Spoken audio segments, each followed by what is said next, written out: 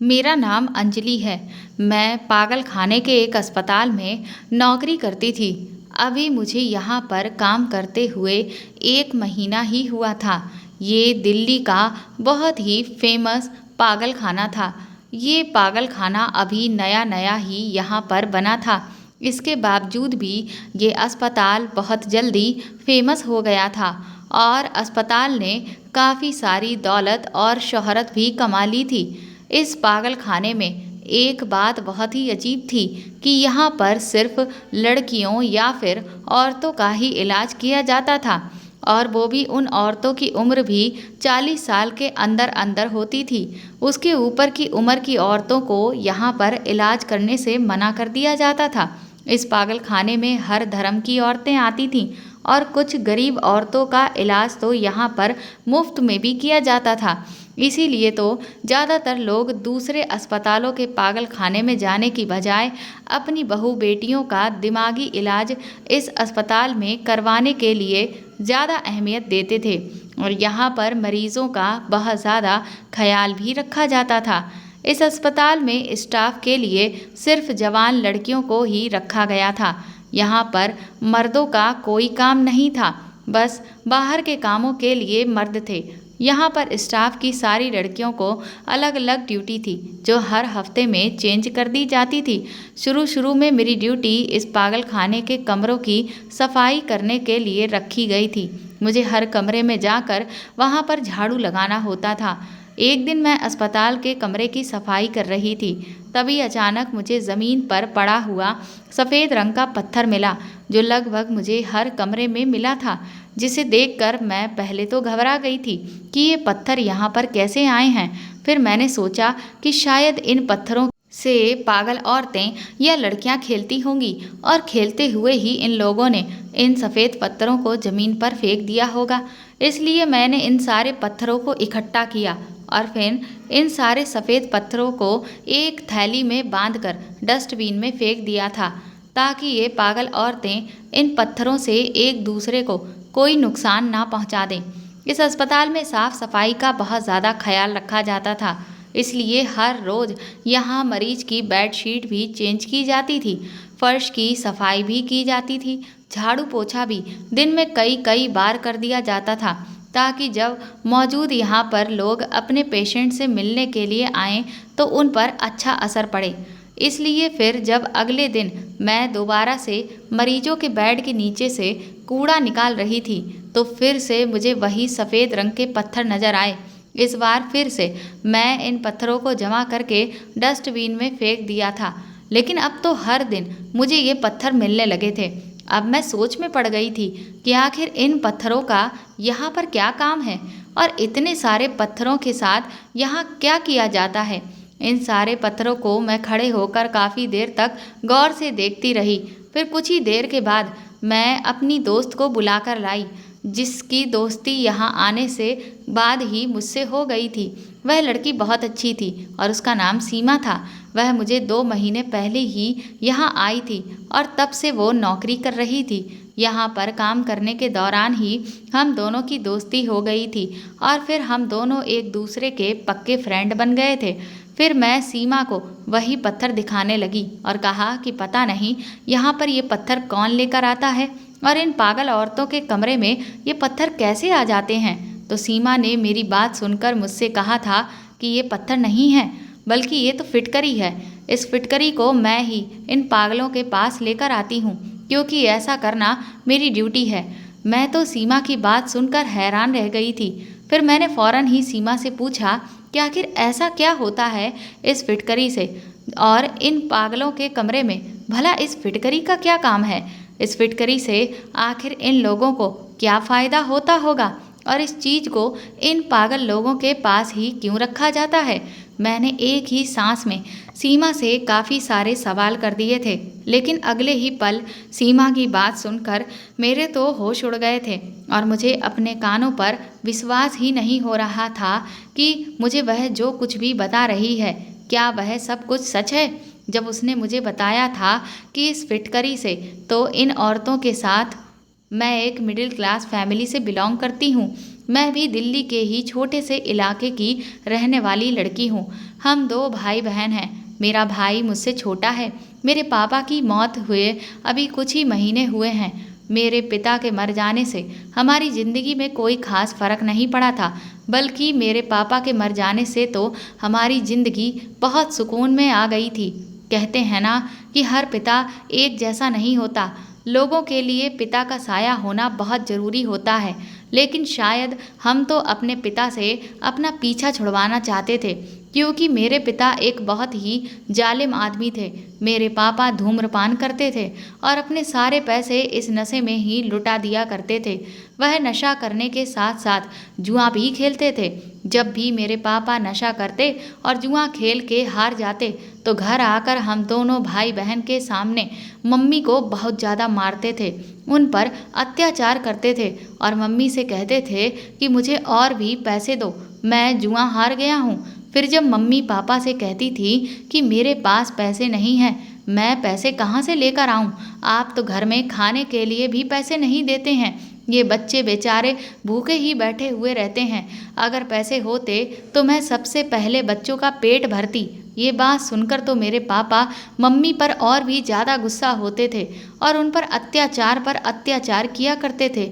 हम भाई बहन अभी छोटे थे, इसलिए सब कुछ जानने के बावजूद भी अपनी मम्मी के लिए हम कुछ नहीं कर पाते थे, बल्कि एक कोने में बैठकर अपनी मम्मी को पिटता हुआ खामोशी से देखते रहते थे।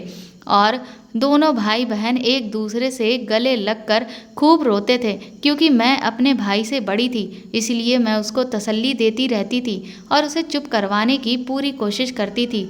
लेकिन अब तो ये सब रोज़ का ही रूटीन बन गया था।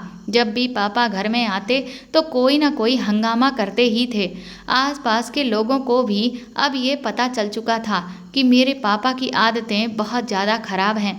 जब मेरे पापा जुआ जीत जाते थे तो कई कई दिन तक घर पर वापस लौटकर ही नहीं आते थे, बल्कि वह नशा करके अपने दोस्तों के पास ही पड़े रहते थे और जो जुओं में पैसे जीते होते थे उन सभी पैसों को वह ख़त्म कर देते थे। उन्हें हम मासूम बच्चों की कोई भी फिक्र नहीं थी। उन्होंने कभी हम बच्चों के बारे में सोचा भी नहीं था। उन्हें तो हमेशा अपने आप से ही मतलब होता था। मेरे पापा ने घर का सारा सामान तक बेच डाला था। मजबूरी में आकर मम्मी को घर से बाहर निकलना पड़ा था, क्योंकि उन्हें अपने बच्चों का भी तो पेट पालना था। अगर हमें कुछ खाने के लिए नहीं मिलता तो हम लोग तो भूख से ही मर जाते। इसलिए मेरी मम्मी ने फिर एक कदम उठाया कि वह लोगों के घरों में जाकर काम करना शुरू करने लगी। मेरी मम्मी ने लोगों के घर में जाकर साफ सफाई का काम करना शुरू कर दिया था, जिसकी वजह से हमें 2 वक्त का खाना मिलने लगा था। मेरी मम्मी को जो सैलरी मिलती थी उससे वह घर का खर्च चलाती थी। घर की सारी जिम्मेदारी मेरी मम्मी के कंधों पर ही थी, क्योंकि पापा तो बड़ी बेफिक्री से अपनी पूरी जिंदगी गुजार रहे थे। मम्मी सुबह होते ही लोगों के घरों में काम करने के लिए चली जाती थी और मम्मी के काम पर चले जाने के बाद मैं अपने भाई को नाश्ता देती और फिर घर की सफाई करती और खाना भी मैं ही पकाया करती थी, क्योंकि मेरी मम्मी ने मुझे कम उम्र में ही ये सब कुछ करना सिखा दिया था। पर मैं तो असल में पढ़ना चाहती थी। मुझे पढ़ने की बहुत ज़्यादा तमन्ना थी। मैं अपने छोटे भाई से पूरे 10 साल बड़ी थी। मेरे नाना नानी दोनों ही इस दुनिया से चले गए थे। उन दोनों की एक एक्सीडेंट में मौत हो गई थी। मेरी मम्मी अच्छी और खाते पीते घर में रहती थी। मेरी मम्मी के पापा काफ़ी मेहनती और अच्छे इंसान थे, जिन्होंने अपनी मेहनत की कमाई से घर में हर फैसिलिटी मौजूद की हुई थी। मेरे नाना नानी की मौत के बाद मामा को मम्मी बोझ लगने लगी थी और उन्होंने जल्दी ही अपने बोझ को अपने सर से उतार कर फेंक दिया था और मेरी मम्मी की शादी बिना कुछ सोचे समझे ही एक बिगड़े हुए इंसान के साथ कर दी थी। फिर मामा जी ने कभी भी पलटकर मम्मी की तरफ नहीं देखा था। उन्होंने कभी दोबारा पलटकर मेरी मम्मी की खबर तक नहीं ली थी कि वह अपने ससुराल में कैसे रहती हैं, किस तरह के हाल में हैं, आखिर वह अपनी ज़िंदगी कैसे गुजार रही हैं। शायद कुछ भाइयों के लिए बहनें इस तरह से बोझ बन जाती हैं कि वह उनकी जिंदगियों को अपने हाथों से ही बर्बाद कर देते हैं। लेकिन कोई बात नहीं, दूसरे के साथ की हुई गलती एक न एक दिन अपने आगे भी ज़रूर आती है। शादी के 1 साल बाद ही मैं पैदा हो गई थी, लेकिन फिर मेरे पैदा होने के बाद जब भी मम्मी प्रेग्नेंट होती तो पापा मम्मी को नशे की हालत में बहुत ज़्यादा मारते थे, जिसकी वजह से मम्मी की प्रेगनेंसी ख़त्म हो जाती थी। और फिर इस तरह से पूरे शादी के 9 साल बाद मेरा भाई जैसे तैसे पैदा हुआ था। मेरे भाई का नाम सुमित था। सुमित के पैदा होने पर पापा को तो कोई खास खुशी नहीं हुई थी, लेकिन मेरे भाई के जन्म पर मैं और मेरी मम्मी बहुत खुश हो गए थे, क्योंकि मेरी मम्मी का कहना था कि तुम्हारा भाई ही अब हमारी किस्मत को पलटेगा। ये बड़ा होकर जब अपनी माँ के लिए पैसा कमाएगा तो हमारी सारी परेशानियों को दूर कर देगा। मेरे भाई के जन्म के बाद मम्मी ने पापा के मना करने के बाद भी मेरा एक सरकारी स्कूल में एडमिशन करवा दिया था, क्योंकि मेरी ख्वाहिश थी कि मैं खूब पढूं, जहां पर फीस बहुत ही मामूली सी थी। लेकिन इसके बावजूद भी मेरे पापा हर दिन घर में हंगामा कर दिया करते थे और कहते थे कि अपनी बेटी पर पैसे बर्बाद मत करो, ये तो पराए घर की है, यहाँ से एक दिन चली जाएगी, इसलिए उस पर पैसा खर्च करना बेकार की बात है। मेरे पापा का कहना था, जो पैसे तुम अपनी बेटी पर लगाती हो, अगर तुम मुझे दे दोगी तो वह सारे पैसे ही शाम तक डबल हो जाएंगे और डबल करके मैं तुम्हें पैसे लाकर दे दूंगा। मम्मी तो बस पापा की बात सुनकर अफसोस की वजह से सर हिलाती रह जाती थीं। वह बेचारी कुछ नहीं कर सकती थीं। मैं अपने पापा के इतना हंगामा करने की वजह से भी सिर्फ 5वीं क्लास तक ही पढ़ पाई थी, क्योंकि जब एक दिन मैं स्कूल से घर वापस आई तो उस दिन भी पापा ने मम्मी को रूटीन के मुताबिक बहुत ज़्यादा मारा था। न जाने क्यों उस दिन मुझे अपनी मम्मी को इस हालत में देखकर कुछ भी बर्दाश्त नहीं हो रहा था। मेरे पापा मेरी वजह से मेरी मम्मी को बुरी तरह से मार रहे थे। मुझे अपने पापा पर बहुत गुस्सा आ गया। उन्होंने मम्मी को मारने के लिए हाथ में डंडा उठा लिया था। मैं जल्दी से पापा के सामने जाकर खड़ी हो गई और अपनी मम्मी के लिए स्टैंड लिया। मैंने अपने पापा के हाथ से डंडा छीन लिया और कहा कि अगर आपने मेरी मम्मी को मारने की कोशिश की तो मैं सारे गांव में चीख चीख कर सबको बता दूंगी कि आप मेरी माँ को जान से मारने की कोशिश कर रहे हो। फिर उसके बाद सारे गांव वाले आपकी खूब बेइज्जती करेंगे और अगर फिर भी आप नहीं समझे तो मैं पुलिस में जाकर आपके खिलाफ रिपोर्ट लिखवाऊंगी, क्योंकि स्कूल में हमें जुल्म के खिलाफ आवाज़ उठाने के बारे में सिखाया जाता था। हमें स्कूल में बताया गया था कि जुल्म को खामोशी से मत सहो और उसको बर्दाश्त मत करो। अगर जुल्म हद से ज़्यादा बढ़ जाए तो तुम्हारे लिए उस पर आवाज़ उठाना बहुत ज़रूरी होता है। इसीलिए मैंने घूरती हुई नज़रों से पापा की तरफ देखते हुए उनसे ये सवाल किया था कि अब आखिर कब तक आप मेरी मम्मी को इस तरह से जानवरों की तरह पीटते रहोगे और हम खामोश होकर ये सब कुछ बर्दाश्त करते रहेंगे। प्लीज़ पापा, अब भगवान के लिए बस कर दो ये सब कुछ करना, और अब ज़्यादा हमसे ये सब कुछ नहीं सहा जाता। मेरी बात सुनकर तो मेरे पापा को बहुत ज़्यादा गुस्सा आ गया था। उन्होंने फौरन ही मेरे हाथ से डंडा छीन लिया और मेरे गाल पर एक ज़ोरदार थप्पड़ मार दिया। मैं एक कमज़ोर बच्ची थी, इसलिए मैं थप्पड़ लगने के बाद दूर जाकर ज़मीन पर मुंह के बल गिर गई थी। फिर मम्मी भागते हुए मेरे पास आई और मुझे गले से लगाकर वो खूब रोने लगी थी। पापा ने तो सारा घर सर पर उठा लिया था और वह चिल्लाते हुए मुझसे कह रहे थे कि अब तेरी इतनी हिम्मत हो गई कि तू अपने पिता से मुकाबला करने पर उतर आई है। फिर पापा ने बैग में से मेरी सारी बुक्स को निकाला और उनको एक एक करके फाड़ कर आग लगा दिया। पापा एक बार फिर से मम्मी पर चिल्लाने लगे थे। उन्होंने मम्मी से कहा कि इसी दिन के लिए इसे स्कूल में भेजा था कि ये एक दिन अपने पिता के सामने खड़ी होकर मेरी आंखों में आंखें डालकर मुझसे बदतमीजी करेगी। फिर पापा ने मम्मी से कहा कि देख अनीता, अब अगर मैंने इसे दोबारा स्कूल जाते हुए देख लिया ना तो तुझे उसी वक्त हाथ पकड़कर अपने घर से बाहर निकाल दूंगा और साथ में तेरे इन दोनों बच्चों को भी बाहर फेंक दूंगा। फिर तुम सबके सब बेसहारा हो जाओगे। सोच लेना। ये सब कहने के बाद मेरे पिता घर में नहीं रुके थे। वह तेजी से निकलकर घर से बाहर चले गए थे। पापा के जाते ही मम्मी ने नाराज़गी से मेरी तरफ देखते हुए मुझसे पूछा कि भला तुझे क्या ज़रूरत पड़ी हुई थी कि तू अपने पिता से इस तरीके से बात करे। मैं भी अपने आंसू साफ करते हुए मम्मी से कहने लगी कि मैंने कौन सा कोई गलत बात कह दी थी जो उनको इतना गुस्सा आ गया था। मैंने तो हालात से तंग आकर आपकी साइड लेकर ही ये बात कही थी। फिर मैंने मुंह बनाते हुए मम्मी से कहा कि अच्छा ही होता कि वह हमें घर से बाहर निकाल देते, कम से कम हमारी ज़िंदगी में भी थोड़ा बहुत सुकून तो आ जाता और हम सबको भी इस परेशानी भरी ज़िंदगी से छुटकारा मिल जाता। मेरी बात सुनकर मेरी मम्मी को तो बहुत गुस्सा आ गया और वह मुझसे कहने लगी कि खबरदार, जो दोबारा कभी भी तुमने ऐसी बात मजाक में अपने मुंह से निकाली, ऐसी बात कभी अब दोबारा मत कहना। तुम खुद ही दिमाग लगाकर ये बात सोचो कि अगर तुम्हारे पापा ने कोई भी ऐसा कदम उठा लिया तो फिर हम लोग कहाँ जाएंगे। हमारे सर पर एक ही तो छत है और तुम जानती भी हो कि हमारा इस दुनिया में अब कोई भी ठिकाना नहीं है।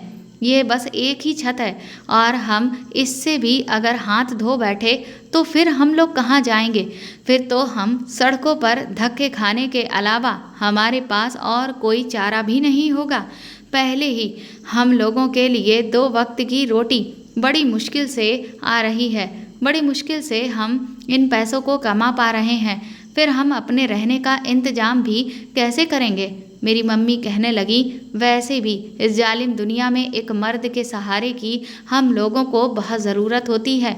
मुझे मम्मी की बातों से कुछ भी समझ में नहीं आ रहा था, जबकि मैं तो यही समझती थी कि दुनिया बहुत जालिम है और जालिम तो मेरा पिता भी है।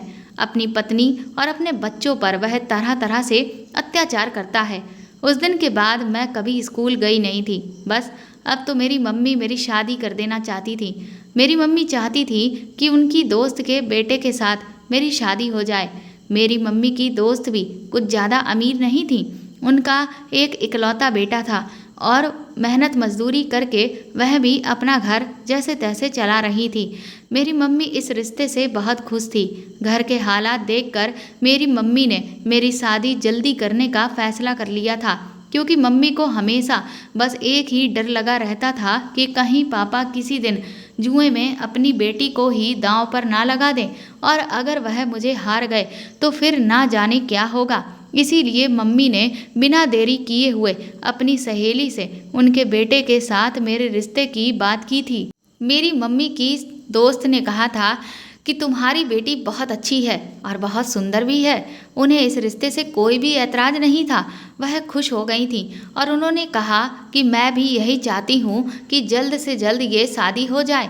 उन्होंने मेरी मम्मी से कहा कि आप परेशान बिल्कुल भी मत हो, मैं जल्दी ही आपकी बेटी को अपने घर की दुल्हन बनाकर ले आऊँगी। उन्होंने मेरी मम्मी से कहा कि अनीता, मेरी कोई भी बेटी नहीं है और मैं तुम्हारी बेटी को अपनी बेटी के जैसा ही बनाकर रखूँगी। अनीता, मैं तुम्हें क्या बताऊं कि मेरी भी यही चाहत है कि तुम्हारी बेटी अंजलि मेरे बेटे की पत्नी बन जाए और तुमने आज ये रिश्ता मांगकर मेरे दिल की दबी हुई ख्वाहिश को पूरा कर दिया है। वो कहने लगी कि मैं शादी में अब बिल्कुल भी देर नहीं करूँगी, क्योंकि मेरा बेटा तो सुबह सुबह ही काम पर चला जाता है और फिर मैं सारा दिन इस घर में अकेली ही रहती हूँ। मेरी मम्मी ने मेरे होने वाली सास से दहेज के बारे में पहले ही बात कर ली थी कि मैं बहुत गरीब हूँ। तुम ये बात तो अच्छे से जानती हो कि मैं तुम्हें दहेज में ज़्यादा कुछ तो नहीं दे सकती हूँ। मेरी मम्मी की सहेली ने कहा था कि मैं जानती हूँ कि तुम्हारे घर के हालात बिल्कुल भी ठीक नहीं हैं, मैं तुमसे इसीलिए दहेज नहीं लूँगी, लेकिन मेरी एक ख्वाहिश है जिसे तुम्हें ज़रूर पूरी करना होगा। मैं चाहती हूँ कि तुम मेरे बेटे को अपनी बेटी के साथ एक कार भी ला कर दो। अपनी सहेली की ये बात सुनकर मेरी मम्मी तो बहुत ज़्यादा परेशान हो गई थी और उनसे कहने लगी कि तुम तो मेरे घर के हालात को अच्छी तरह से जानती हो ना।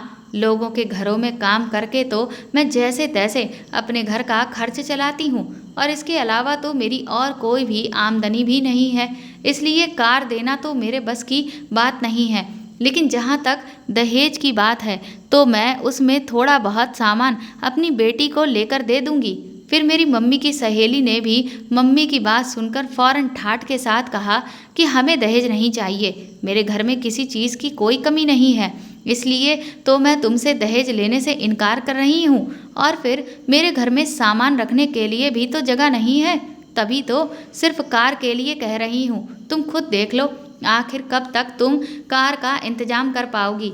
हम थोड़ा इंतजार कर लेंगे, क्योंकि हमें भी कोई जल्दी नहीं है शादी की। फिर मेरी मम्मी अपनी सहेली की बातें सुनकर खामोश हो गई थीं और मायूसी के साथ उठकर वहाँ से घर वापस आ गई थीं।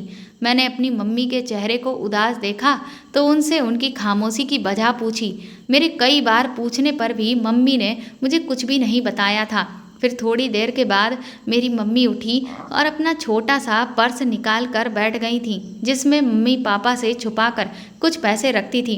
क्योंकि पापा घर पर नहीं थे, इसलिए वह बेफिक्री के साथ उन पैसों को गिनने में लग गई थी। मैं बचपन से ही मम्मी को देखती आ रही थी कि हर महीने के आखिरी में जब उनको सैलरी मिलती थी तो वह उन पैसों को 2 हिस्सों में डिवाइड कर लेती थी और फिर आधे पैसों से मम्मी घर में राशन भरवा देती थी और आधे पैसे हमेशा इस पर्स में छुपा कर रख देती थी। और वह पापा के इतना मारने पीटने के बावजूद भी मम्मी ने पापा को कभी भी इन पैसों के बारे में भनक तक नहीं लगने दी थी। आज जब मैं उन्हें इतने सालों के बाद इन पैसों को बड़ी ही आस के साथ गिनते हुए देखा तो मैंने मम्मी से पूछ लिया था कि मम्मी, आपने आखिर इन पैसों को क्यों जमा किया है? तो मम्मी मुझे मुस्कुराकर देखने लगी और फिर उन्होंने मुझे बताया कि बेटी, मैं ये पैसे थोड़े थोड़ा करके तुम्हारी शादी के लिए जमा कर रही थी, ताकि जब भी तुम्हारी शादी हो तो ये पैसे हमारे कुछ काम आ सकें।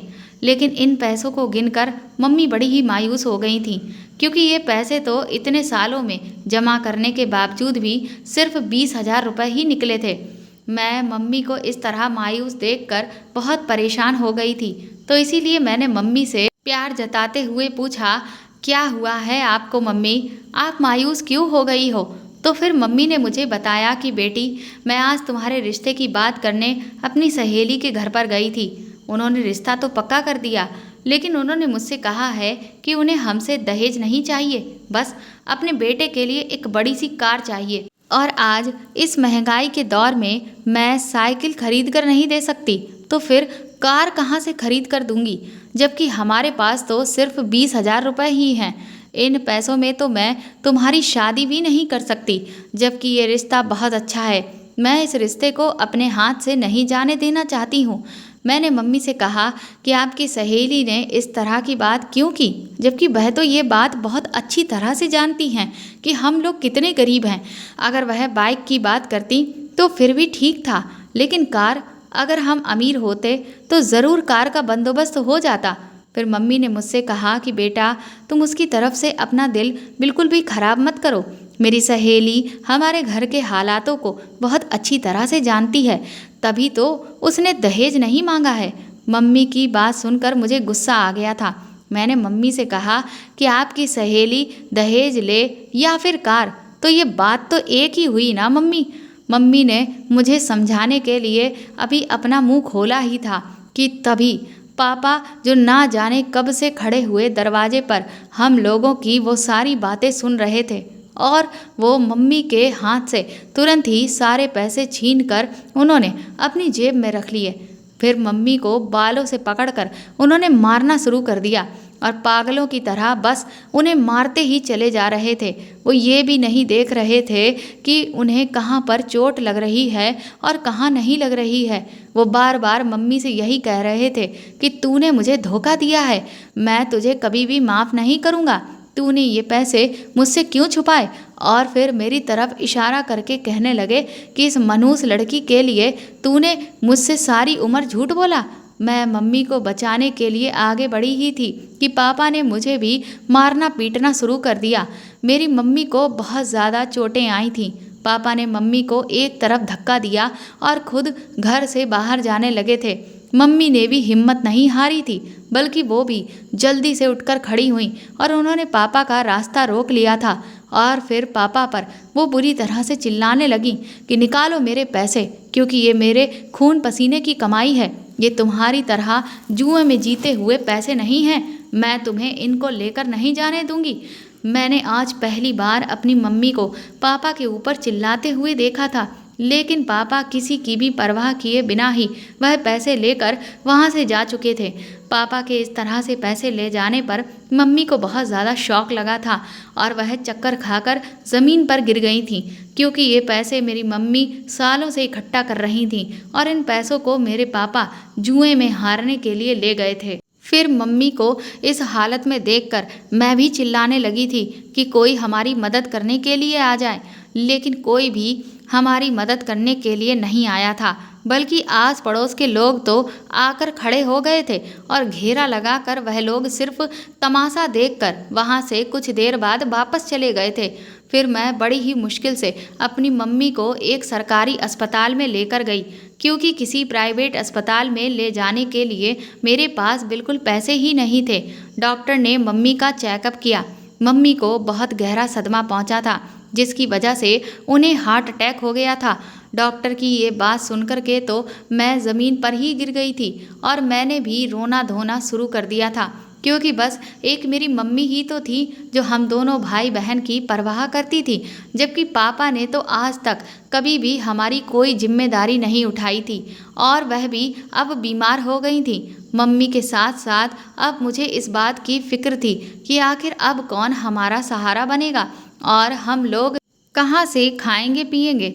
डॉक्टर ने 2 दिन के बाद ही मेरी मम्मी को डिस्चार्ज कर दिया था। मैं अपनी मम्मी को लेकर वापस घर आ गई थी।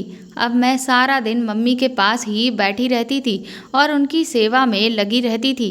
दिन रात मैं उनकी फिक्र में खूब आंसू बहाती रहती थी, क्योंकि घर का सारा राशन अब ख़त्म हो गया था और मेरा भाई भी भूख से तड़प रहा था। हम दोनों भाई बहन सारा दिन रोते रहते थे। 2 दिन तक तो पापा घर नहीं आए थे और ना ही उनकी कोई खबर थी कि वह कहाँ पर हैं और उन पैसों के साथ उन्होंने क्या किया। लेकिन फिर तीसरे ही दिन कुछ लोग पापा की लाश लेकर हमारे घर पर आए थे। उनके मुताबिक पापा के पास जो पैसे थे उनमें से आधे वह जुए में हार गए थे और बाकी जो बचे थे उन पैसों से मेरे पापा ने शराब पी ली थी। लेकिन वह शराब जहरीली निकली थी, जिसकी वजह से मेरे पापा के साथ साथ और भी दूसरे लोग अपनी ज़िंदगी से हाथ धो बैठे थे। पापा ने अपनी सारी ज़िंदगी हमारे साथ जो कुछ भी किया था उसको हम कभी भी भूल नहीं सकते थे। इसीलिए पापा के मर जाने से हम लोगों को कोई खास दुख भी नहीं हुआ था। लेकिन अब हमारे घर में भूखे रहने की नौबत आ गई थी, इसलिए मैंने नौकरी तलाश करना शुरू कर दिया था। मम्मी की जगह पर अब मैं लोगों के घरों में काम करने के लिए जाने लगी थी, लेकिन ये लोग मुझसे काम ज़्यादा करवाते थे और पैसे वो बहुत कम दिया करते थे। इसके अलावा सारा दिन हर छोटी छोटी बात पर वो लोग मुझे डांटते ही रहते थे। मुझे बहुत डांट खानी पड़ती थी, इसलिए मैंने जल्दी ही लोगों के घरों का काम करना भी छोड़ दिया था और एक बार फिर से नौकरी तलाश करनी शुरू कर दी थी, क्योंकि अब घर की सारी जिम्मेदारी मुझ पर ही आ गई थी। लेकिन मैं अपनी हर कोशिश के बावजूद भी लगातार नाकाम हो रही थी। फिर एक दिन मेरे पड़ोस में रहने वाली एक लड़की ने मुझे हमारे ही शहर में बने हुए पागल खाने के बारे में बताया, जो कि अभी नया नया बना हुआ था, और मुझसे कहा था कि ये एक प्राइवेट अस्पताल है और इस अस्पताल की ओनर एक बूढ़ी औरत है, इसीलिए वह तुम्हारी मजबूरी को समझते हुए तुम्हें आसानी से नौकरी दे देगी। मैं अगले ही दिन उस अस्पताल में चली गई थी और फिर ऐसा ही हुआ था। वहाँ की ओनर ने मुझे आसानी से नौकरी पर रख लिया था। मेरी पढ़ाई तो बहुत ज़्यादा नहीं थी, इसलिए मुझे साफ़ सफाई के लिए रख लिया गया था और मुझे सैलरी भी अच्छी ऑफ़र की थी। मैंने इस नौकरी को अपने लिए बहुत लकी समझा और फ़ौरन इस नौकरी को एक्सेप्ट कर लिया। शुरू में तो मुझे अस्पताल में वहाँ के टॉयलेट बाथरूम साफ़ करने की ड्यूटी दी गई थी। फिर कुछ दिनों के बाद ही मेरी ड्यूटी चेंज कर दी गई। मुझे अस्पताल के जितने भी कमरे थे उन सभी कमरों में झाड़ू लगाने का काम दिया गया था। जिस दिन से मेरी ड्यूटी चेंज हुई थी उस दिन से लगातार मुझे पागल औरतों के कमरे से झाड़ू लगाते टाइम वो सफ़ेद रंग के पत्थर टाइप के जैसी कोई चीज़ मिल रही थी। तब मेरी फ्रेंड ने मुझे बताया कि ये फिटकरी है। मैंने उससे पूछा कि भला पागल खाने में फिटकरी का क्या काम, तो वह कहने लगी कि मुझे भी इस बात पर बहुत हैरत होती थी और इसीलिए एक दिन मैंने जो डॉक्टर इसको लेकर जाती थी उनके पीछे जाकर जब देखा तो मैंने उन्हें इस पर एक अजीब तरह का केमिकल लगाते हुए देखा। अपनी फ्रेंड के मुंह से ये बात सुनकर मेरी तो आंखें फटी की फटी रह गईं। मैंने कहा, आखिर कैसा केमिकल? तो वह कहने लगी कि जब मैं इसके बारे में पता करने लगी तो ये पाया कि ये केमिकल बड़ा ही खतरनाक होता है। इतना खतरनाक कि इससे जान भी जा सकती है और इसके इस्तेमाल से किसी के भी होश खो सकते हैं। लेकिन इस केमिकल के असर को कम करने के लिए ही इसे फिटकरी पर लगाया जाता है। फिटकरी पर लगे होने की वजह से ये जानलेवा नहीं बनता, लेकिन अगर इसे सीधे तरीके से किसी भी इंसान के ऊपर इस्तेमाल कर लिया जाए तो फिर उसकी तो ऐन मौके पर ही मौत हो सकती है। मैंने अपनी फ्रेंड से कहा कि लेकिन इस केमिकल को किस पर यूज़ किया जा रहा है? तो वह कहने लगी कि तुम ये बात किसी से मत कहना। लेकिन मैंने बहुत ही खतरा मोल लेते हुए इस बात का पता लगाया था। दरअसल इस केमिकल का इस्तेमाल यहाँ पर रहने वाली पागल औरतों और लड़कियों पर किया जा रहा है। उसके मुंह से ये बात सुनकर मेरे तो पैरों तले से ज़मीन ही निकल गई थी। अपनी फ्रेंड की बातें सुनकर तो मुझे अपने कानों पर विश्वास ही नहीं हो रहा था। मैंने उससे पूछा कि आखिर इस तरह के जहरीले केमिकल को इन औरतों पर इस्तेमाल करने की वजह क्या है? तो वह कहने लगी कि दरअसल इस केमिकल से हर पागल औरत और लड़की को बेहोश किया जाता है, जिसके बाद उन लोगों से जो कुछ भी कहा जाए वह ठीक वैसा ही करती हैं, क्योंकि वह तो अपने होश पूरी तरह से खो बैठती हैं। और फिर इन लोगों को पीछे की तरफ बने हुए अलग कमरों में लेकर जाया जाता है। लेकिन वहाँ पर क्या होता है ये मुझे अभी तक पता नहीं चल पाया है, पर मुझे इस सब के पीछे बहुत बड़ा झोल नज़र आ रहा है। ज़रूर इन बेचारी पागल लड़कियों के साथ कोई ज्यादती हो रही है और उनके खिलाफ आवाज़ उठाने वाला कोई भी नहीं है और ना ही उन लड़कियों का साथ देने वाला कोई है। अपनी फ्रेंड की बात सुनकर मुझे ना जाने क्यों लेकिन सभी पागल औरतों के लिए बहुत बुरा लगने लगा और रह रहकर मुझे वह समय याद आने लगा जब मेरे पापा मेरी माँ पर जुल्म किया करते थे और वह चुपचाप सब कुछ बर्दाश्त करती थी। मेरे अंदर गुस्से की एक आग भड़क गई। मैं यही सोचने लगी कि ये दुनिया क्या औरतों पर सिर्फ जुल्म करना ही जानती है?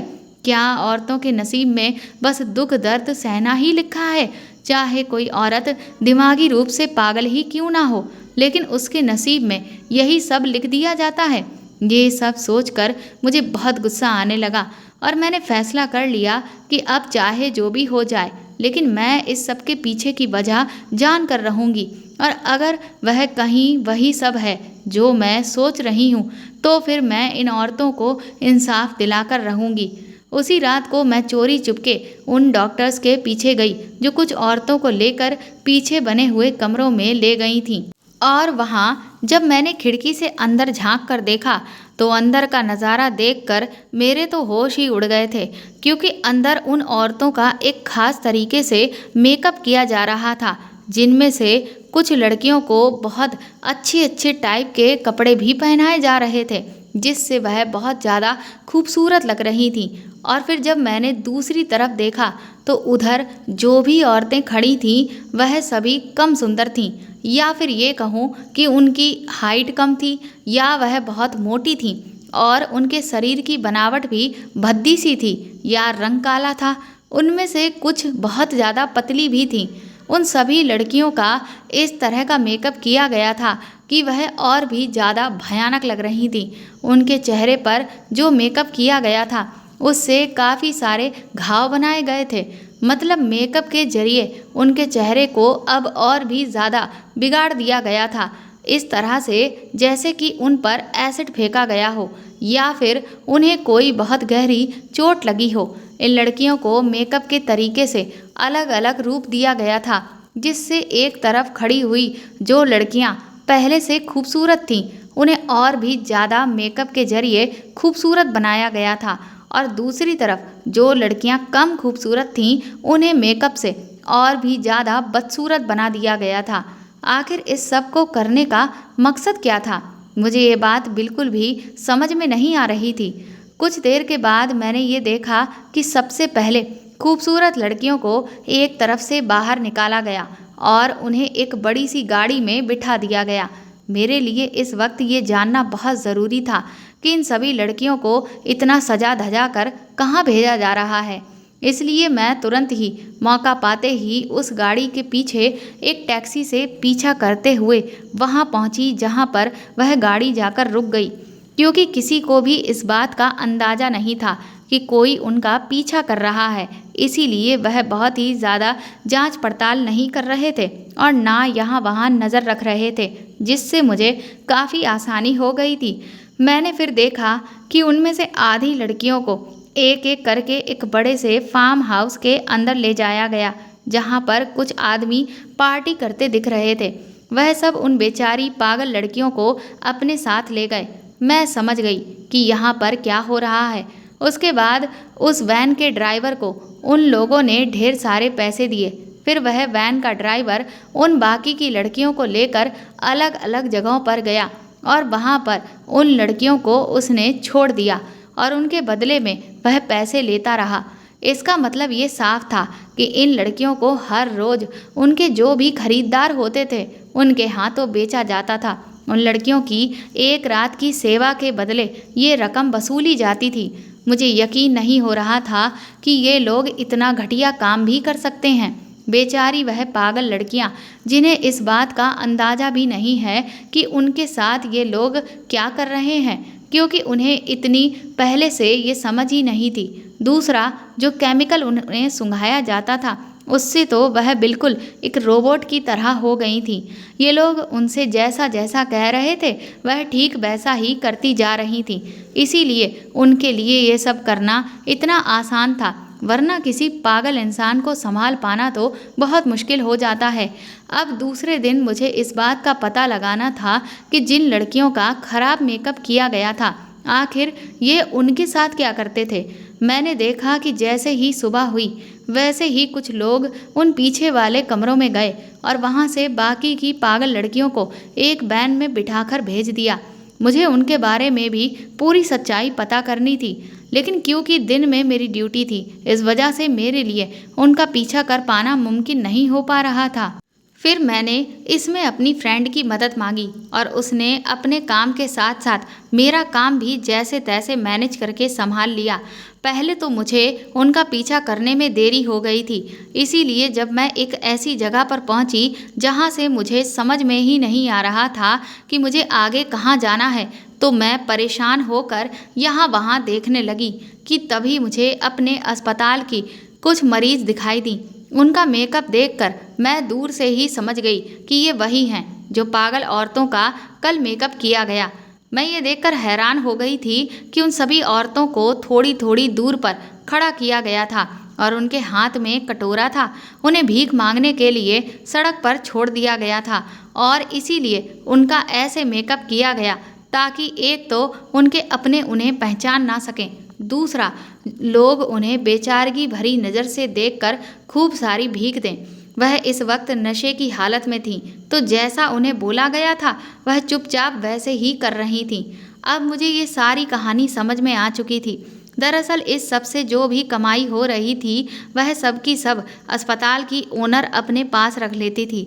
लड़कियां जब अपने होश में आती थीं तो उनका कुछ भी याद ही नहीं रहता था कि उन्हें कहाँ पर भेजा गया था और वह किसके साथ रात गुजारने के लिए गई थीं, या फिर किसी औरत को भीख मांगने के लिए कहाँ खड़ा किया गया था। हमारी ओनर रात को उन लड़कियों को अमीर आदमियों के हवाले करके खूब सारे पैसे कमा रही थी और दिन में बाकी की लड़कियों से भीख मंगवाकर भी पैसे कमाती थी। दूसरा, उनके वीडियो बनाकर वह अलग अलग देशों में भी भेज देती थी ताकि उनके लिए बहुत बड़े स्तर पर डोनेशन भी आ जाए, और जो भी उनकी देखभाल के लिए डोनेशन दूसरे देशों से आता था वह भी वो ओनर अपने पास ही रख लेती थी। वह ओनर इन लोगों के सहारे से अपनी एक लग्जीरियस लाइफ एंजॉय कर रही थी और दूसरी कंट्रीज़ में वह खूब जाकर घूमती फिरती थी। मैं जब ये पूरी सच्चाई जानी तो मैंने अपनी फ्रेंड को पूरी बात बताई, तो वह मेरी ये बात सुनकर हैरान रह गई थी। वह कहने लगी कि इन लोगों के घर वाले कितने भरोसे के साथ इन्हें यहाँ पर छोड़कर जाते हैं और ये मैडम कितनी बड़ी प्लानिंग के साथ इन सब का कैसे फ़ायदा उठा रही है। मैंने कहा, ये तो कुछ भी नहीं है। मैंने और भी बहुत कुछ इस सब के बारे में पता किया है। मेरी बात सुनकर मेरी फ्रेंड हैरान रह गई। मैंने कहा कि रात को मालिकों के पास भेजी जाने वाली लड़कियां अगर कभी पेट से भी हो जाती हैं तो उनकी प्रेगनेंसी को भी ये लोग यहीं अस्पताल में ख़त्म कर देते हैं। इसमें कोई एक दो लोग शामिल नहीं हैं, बल्कि ये एक पूरा ग्रुप है जो कि मिलकर ये सब कुछ कर रहा है, सिर्फ और सिर्फ मैडम के कहने पर, क्योंकि सभी को अपना मुंह बंद करने के लिए और इस गलत काम को अच्छे तरीके से अंजाम देने के लिए इन सब को बहुत अच्छी खासी रकम भी दी जाती है। ये मैडम इन सब तरीकों से तो पैसे कमा ही रही है, दूसरा इन पागल औरतों का जो यहाँ इलाज चलता है उसके लिए भी उनके घर वाले इस मैडम को पैसे देकर जाते हैं। इसका साफ मतलब ये है कि ये हर तरह से लाखों करोड़ों रुपए कमा रही है। मैंने कहा कि कहाँ तो मैं इस औरत को सीधी सादी और साफ दिल वाली समझती थी, लेकिन मुझे नहीं पता था कि ये औरत इतनी घटिया और बुरी हो सकती है। ऐसा तो शायद ये कोई भी सपने में सोच नहीं सकता। ये औरत बूढ़ी जरूर है, लेकिन ये हद से ज़्यादा चालाक है और इसने बड़ी ही होशियारी से इन सब का फ़ायदा उठाकर खूब सारा पैसा कमाया है और आगे भी ये ऐसा ही करती रहेगी। मेरी फ्रेंड कहने लगी कि तुमने वाकई बहुत ही जोखिम भरा काम किया है। तुमने इतना बड़ा खतरा मोल लेकर इस सारी सच्चाई का पता लगा लिया, लेकिन इस सब का फ़ायदा क्या, क्योंकि हम इन बड़े लोगों का कुछ भी नहीं बिगाड़ सकते। मैंने कहा कि नहीं, मैं ये सब बर्दाश्त नहीं करूँगी। मैं इतना सब कुछ इसलिए नहीं किया था ताकि मैं सारी सच्चाई जानने के बाद हाथ पर हाथ धर के बैठ जाऊँ, बल्कि मैंने फैसला कर लिया है कि मैं इन सब के इन काले कारनामों का पर्दाफाश करके ही रहूँगी। मुझे हर हाल में इनके गोरख धंधे को ख़त्म करना है। मेरी फ्रेंड मुझसे कहने लगी कि तुम पागल मत बनो, इस बारे में किसी को भी मत बताना, वरना कहीं ऐसा ना हो कि तुम खुद ही इस सब में बुरी तरह से फंस जाओ, क्योंकि ये सब पैसे वाले लोग हैं और हम गरीब लोग हैं, हमारी कोई भी नहीं सुनेगा। मैंने कहा कि मुझे फंसने का कोई डर नहीं, मुझे बस सच्चाई सबके सामने लानी है। मैं जानती हूँ कि मैं खुद एक गरीब लड़की हूँ और यहाँ पर नौकरी करने के लिए आई हूँ, लेकिन मैं इन औरतों की ऐसी हालत नहीं देख सकती। इन औरतों के साथ बहुत बड़ा धोखा किया जा रहा है। इन बेचारियों को तो ये पता ही नहीं कि उनके साथ रात को क्या किया जाता है। मेरी फ्रेंड के मना करने के बावजूद भी मैं अगले ही दिन पुलिस के पास पहुंच गई और उन्हें सब कुछ बता दिया। इस सब का पता लगाने के दौरान मैंने उन लोगों के कुछ फ़ोटोज़ भी क्लिक किए थे और वो भी मैंने पुलिस को दिखा दिए, लेकिन पुलिस वाले कहने लगे कि उनके लिए इतने सबूत काफ़ी नहीं हैं, क्योंकि इन तस्वीरों में किसी का भी चेहरा बहुत ज़्यादा साफ नज़र नहीं आ रहा है। इसके लिए हमें ठोस सबूत चाहिए। मैंने पुलिस से कहा कि ठोस सबूतों को जुटाने में मैं आपकी हर तरह की मदद करने को तैयार हूँ। फिर मैंने उन्हें अपने दिमाग में तैयार पहले से ही एक प्लान बताया। मैंने उनसे कहा कि अगर हम इस प्लान के हिसाब से चलते हैं तो फिर जल्दी ही हम इन लोगों के खिलाफ सारे सबूत इकट्ठे कर लेंगे। इसके बाद पुलिस वालों ने अपनी ही एक लेडी कांस्टेबल को पागल बनाकर उस पागल खाने में भर्ती करने के लिए भेज दिया था। वह जो पुलिस कांस्टेबल थी वह बहुत ज़्यादा खूबसूरत थी। वह जानती थी कि कभी भी उन्हें फिटकरी बहाने से दी जा सकती है, क्योंकि सबको लगता था कि वह पागल है, लेकिन वह तो नॉर्मल थी। जब उन्हें रात के टाइम पर फिटकरी सूंघने के लिए दी जा रही थी तब उन्होंने उससे पहले ही अपनी नाक में एक रुई का टुकड़ा दोनों तरफ रख लिया था। डॉक्टर को दिखाने के लिए उसने सांस लेने का दिखावा भी किया, लेकिन उन्होंने उस वक्त सांस भी नहीं ली ताकि किसी भी तरह की कोई गड़बड़ ना हो। उन्होंने अपनी नाक के आगे फिटकरी को लगा लिया था। सबके सामने पुलिस कांस्टेबल ममता ने यही रिएक्ट किया कि जैसे उसकी हालत अब बेसुध सी होने लग गई है और वह अपने होश खो बैठी है। मैं ममता का साथ दे रही थी और अब तो ममता के आगे भी सब कुछ खुलकर आ गया था। इसीलिए मुझे ममता को मेकअप रूम में ले जाने के लिए कहा गया था। मैं ममता को मेकअप रूम में लेकर चली गई। ममता के कपड़ों में पहले से ही एक कैमरा लगा हुआ था जिससे पुलिस सब कुछ देखकर रिकॉर्ड कर रही थी। जब ममता का मेकअप किया गया तब बाकी की पागल औरतों का भी वहाँ पर मेकअप किया जा रहा था, जिन्हें भीख मांगने के लिए सुबह ले जाना था। तो मुझे इस बात की कहीं ना कहीं तसल्ली हो रही थी कि अब सब कुछ सबके सामने खुलकर आ ही जाएगा। ममता पूरी तरह से तैयार हो गई थी और फिर उन्हें उस आदमी के हवाले भी कर दिया गया जिसने उन्हें खरीदा था।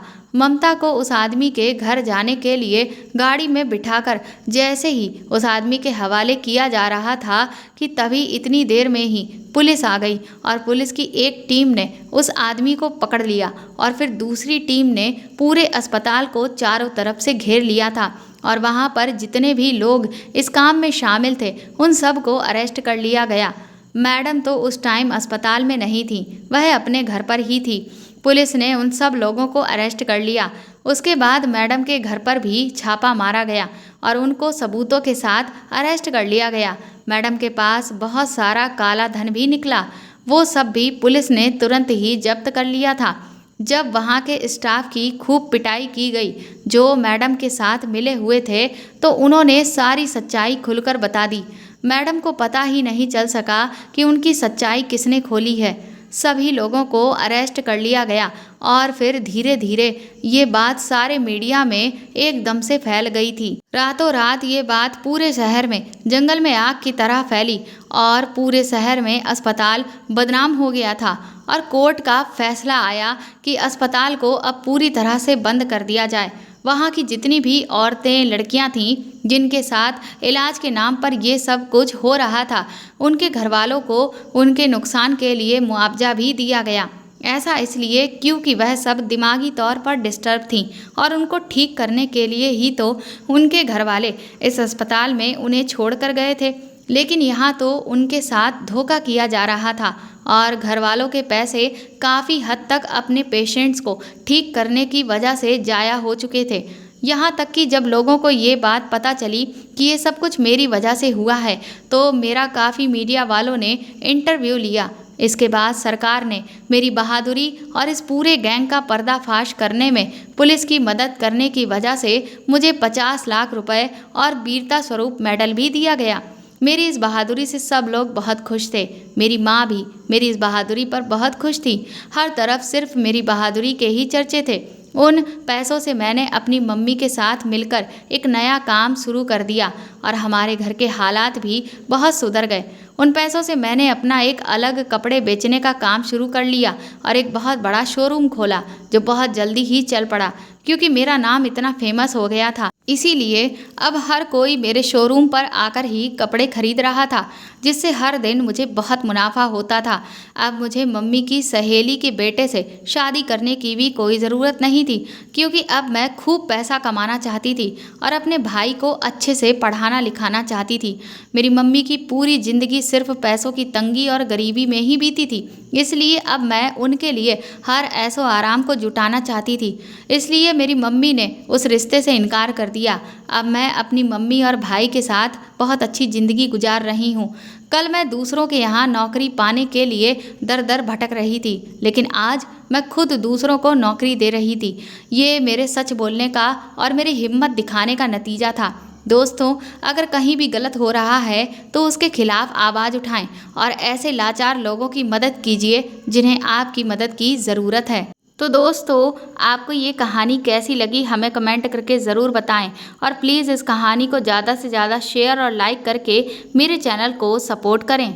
साथ ही अगर आप चाहें तो मुझे सुपर थैंक्स भी खरीद कर दे सकते हैं। सुपर थैंक्स का ऑप्शन आपको इस वीडियो के नीचे दिए हुए सभी ऑप्शंस में दिख जाएगा जो कि हार्ट शेप में बने हुए डॉलर के साइन के तौर पर है। और अगर आप मेरे चैनल पर नए हैं तो सब्सक्राइब करके बेल आइकन को ज़रूर दबा दीजिएगा ताकि आगे भी मैं आपको ऐसी ही अच्छी कहानियाँ सुनाती रहूँ।